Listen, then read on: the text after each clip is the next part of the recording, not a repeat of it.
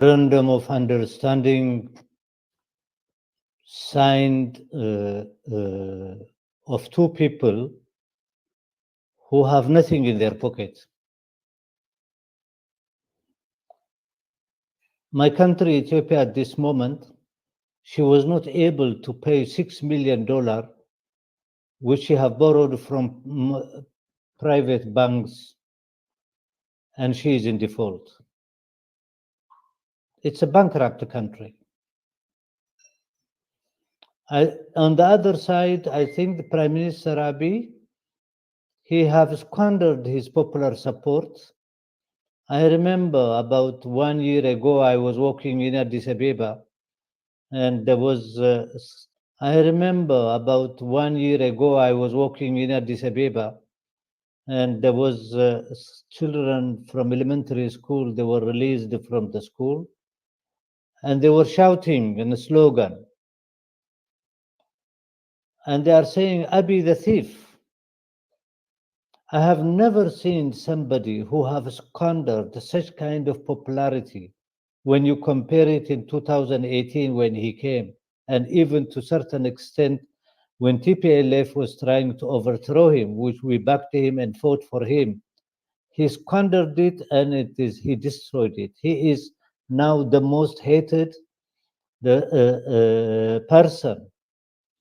The other person who You're talking, of course. but he squandered his popularity, and now he is not only negative, it's beyond negative.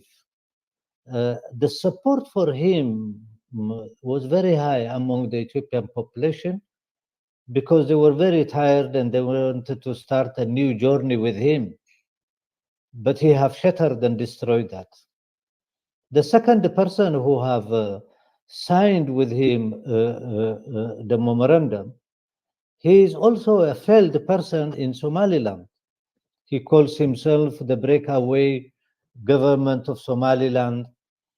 Then he engineered the war, and there was a revolt in one part, Las Anod, and so on, and he was defeated. He refused the discussions he had with the Somalilander political parties to organize the election. He refused. He even attacked the demonstrations which has happened in Hargeisa, and some people were killed. He sabotaged every type of democratization in that part of the world and that part of the Somali area. And in fact, he is also another bankrupt person. So this agreement, those who have engineered it from far, they have their own strategical and concept. We will talk about it later on. But this is agreement between two failed so-called politician in Ethiopia and also in Somaliland. Memorandum. It also brought all the pains again in Somalia. The previous regimes in Ethiopia, minus Wayane, which wanted to Balkanize Somalia, but the Haile Selassie government always they had, and that it is a policy that they were claiming when the colonialist was there to have Zayla and access to the sea. But they were not crazy as Prime Minister Abiy. They tried to convince the colonial forces and the Somali people and others, and even part of the colonial administrator rejected them. The best, the shortest cost-benefit harbor is Massawa In Eritrea. in Eritrea. The second, they said that it is Ilibabu of understanding. It's a paper tiger. Have no nose, have no soul by itself. It is a political memorandum of understanding of two miserable politicians who have lost their mass bases in their own so-called respective countries. A country which is not able to pay $6 million for the debt she have taken. Majority of the population of Ethiopia, they are living under a miserable condition. Almost 70% of the country, it is out of his hand. He have destroyed everything, and including his popularity, to believe that he is going to build a naval force and harbor. This is really a joke. Publicized, and when you read it, it is just children play. I mean, it have no any legal cover. You could see that it is the cover and the name looks a little bit beautiful, but in reality, when you dig this memorandum of understanding, the two individuals they appear in front of you. Are these two individuals? And these two individuals, both of them, they have lost their popularity, and they don't have any popularity. I don't think that the so-called president of Somaliland he can survive in Somalia. I don't think he can walk in Hargeisa peacefully unless he is protected by tanks and so on and so on. I don't think so. The population of Somaliland have rejected him for very long in borrowed time. The same for also Prime Minister Abiy.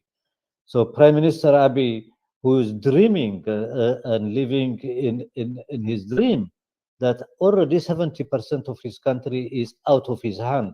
He might dance with a very few fat cats around him, but it is the situation in Ethiopia. Anybody knows foreign diplomats are reducing their citizens from there because of security problem. Economic situation is very bad. The inflation is very high, is increasing maximum, and so on. And he's building palace and building parks. So he have totally marginalized the majority of Ethiopian people. It brought them to a situation that it is almost they have never seen it in their lifetime. Tigray is already there is a famine and partially part of Amhara. The Amhara area, it is a rebellion that he sends troops, and most of his troops they are captured or killed. He have no control. The Amhara administration had totally collapsed. There is no service to the Amhara population in any other Amhara cities and so on. Life is becoming very hard. The Amhara peasants who had harvested, they burned their harvest and so on. Several of them, they have committed suicide. The condition of the country is very, very, very bad. So it is to believe that he brought for Ethiopian people a new harbor where he's going to put his marine force and telling to his friends to jump and dance in Addis Ababa and so on. He's fooling the people. He's fooling the people, and majority of the people know Ethiopia is almost is a collapsed state, and the state failure is coming. On the other side, he ignited one thing which he have never thought about it, and what he have ignited is Somali nationalism. The Somalis, which they have forget the contradiction and they saw Ethiopia as their neighbor, they themselves traveling a lot with Ethiopian Airlines, coming to Ethiopia, and so on.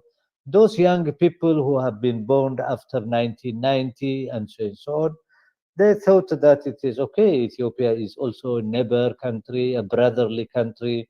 We can come and visit them, deal business with them, and so on.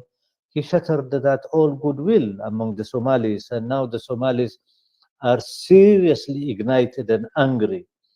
The third major problem he have created is this false ideology of him of Oromuma. This is to tell that it is every Oromo is supporting him and that the Oromos are enjoying and eating and drinking a land of honey and milk. But it is the Oromos who are the first who have suffered when he came to power. The first when he released all his political opponent and all those jailed by the previous regime, he released them. But it is the number of Oromos who have been increasing in prison, in economics, in banking, and a lot of things have been signed. But he destroyed all that. And now he became an agent of a very small feudal state, which suddenly got oil and being an agent of one man and disturbing the whole region. That is very pity. which have no constitution. The population is that maybe they distribute money for them, but they are not. They are a modern slave. They might drive a car and so on, take a passport and travel there and there, but they have no any political, social right. It is only his family who decided. In the past, his father was a very nice empire to build, and with the wells of the oil made him very crazy, and is playing a big politics in behalf of those behind him and spending the public money in such a way. So to come to first, the agreement, is it an agreement? An agreement is an understanding of mutual understanding of two partners. Uh, that is what is called agreement. But this is not an agreement. This is just to save to Some a memorandum of understanding, which is just a declaration of intentions, which may with of mutual and or may not that be is true. fulfilled by agreement. That is true. First of all, it have no any legal binding. Just is an agreement written by two individuals. Two individuals who themselves their legality is in question and their vision in question. Uh, Secondly, is that it is from Ethiopia side, from Prime Minister Abiy side, he is so shallow that it is the stability and the brotherhoodness and the relationship between Ethiopia and Somali people. He have shattered it, and he in fact uh, recreated all that antagonism to come back, and a bad memory. I'm listening to the Somali television and Somali Facebook and Somali Twitter and so on, young people, whether they are from the north, center, and south, and so on. The language they were speaking surprised me. They say that it is this country, it had always been an enemy, it has always had an expansionist policy, and so on, and so on, and so on. And this, of course, will have a very big impact on the psychology of the Somalis, and their nationalism is growing up and patriotism is growing up. Some of them even they go to the extent that it is this Oromuma regime, what they call is the Oromo regime, and what he promotes the greater Oromo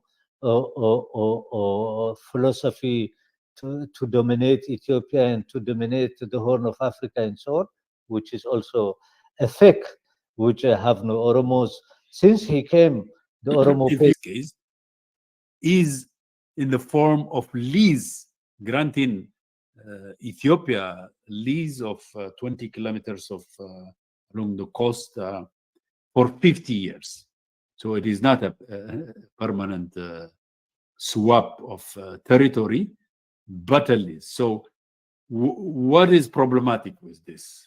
I want This you is, to go into detail to explain that. first of all, this is a declaration of war of Abiy against the Somali people. How so? The Somalis will never accept that it is part of their land to be given to another country. Secondly, the man or the person who have signed with him the memorandum, he is not legal and he is not eligible. He have no the legal mandate to do that. Even if he's a bit clever, he could have brought this issue to his own parliament and could have discussed about it, and the Somaliland population also could have discussed about it. But it was done in a black market, secretly. He sent him a plane, he comes there, a paper was written, and they told him sign. So there is no transparency on the agreement itself. Leaving the legal aspect aside, technically, even the way it was made, it was wrong. He sent for him the plane, hijacked him, brought him to Addis, and so on, and he put the paper. He said, "This is our understanding. This is what I want from you. Sign." That's what it happened, and this have hurt the Somalilanders, the way they were treated by somebody himself. He is only a mayor of Addis Ababa. He cannot even travel outside Addis Ababa except by helicopter and so on. He cannot even travel to the so-called, he says, represent Oromos. He cannot travel to Oromo area, which is totally closed. And the Oromo peasants are suffering, killed the last 5, 6 years, and so on. There is no health, there is no school, there is nothing. A lot of them have been destroyed and so on. Their cattle were taken from them, as we have seen in Guji. There is a popular revolt everywhere, even in Oromia, is not controlling big part of it. The population of Addis Ababa, they cannot move outside Addis Ababa and go to the other parts. So this is two miserably failed individuals met in black market, and somebody blessed them saying that I will pay you some money, please sign this and sell it to the Ethiopian people and sell it to the Somalilanders. But it backfired.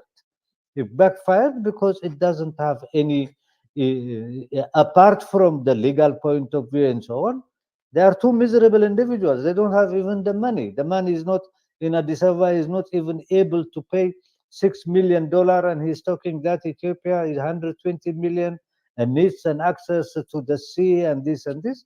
This is fake. Just to try to throw a sand on the eyes of the Ethiopians, that he wanted to say that he is the first one who had brought sea coast and harbor to Ethiopia. But one thing, this man is a swindler, because it is, he could not have survived in Addis Ababa if the Eritrean army supported him and so on and crushed for him the TPLF in Tigray.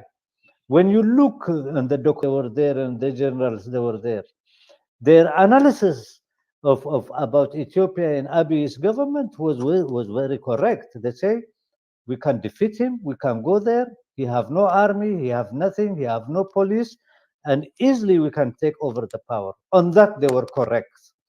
Their biggest mistake they did is that their analysis on Eritrea was very. Otherwise, they could have defeated him and he could have been killed, he and his family.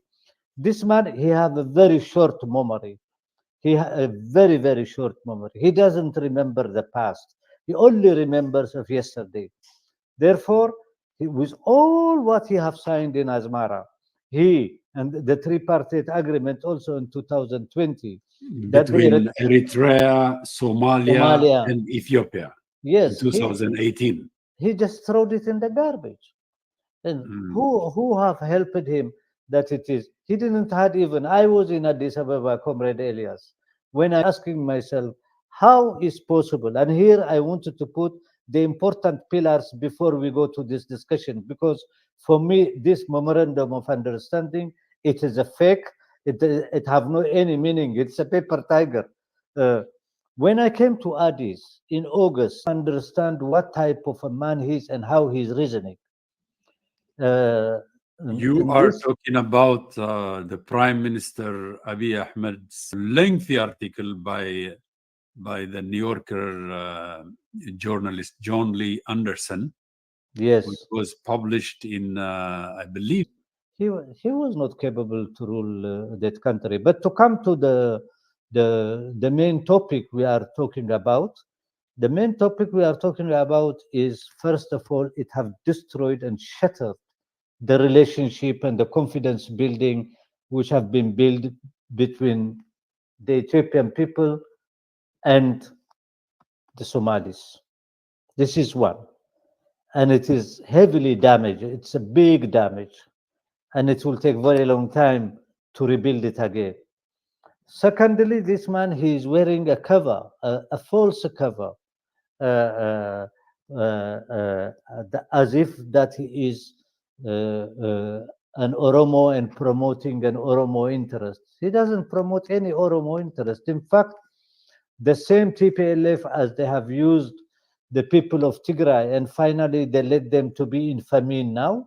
He just uses the people of Oromia and making them that other Ethiopians and other the people of region to hate them and to be considered enemy number one.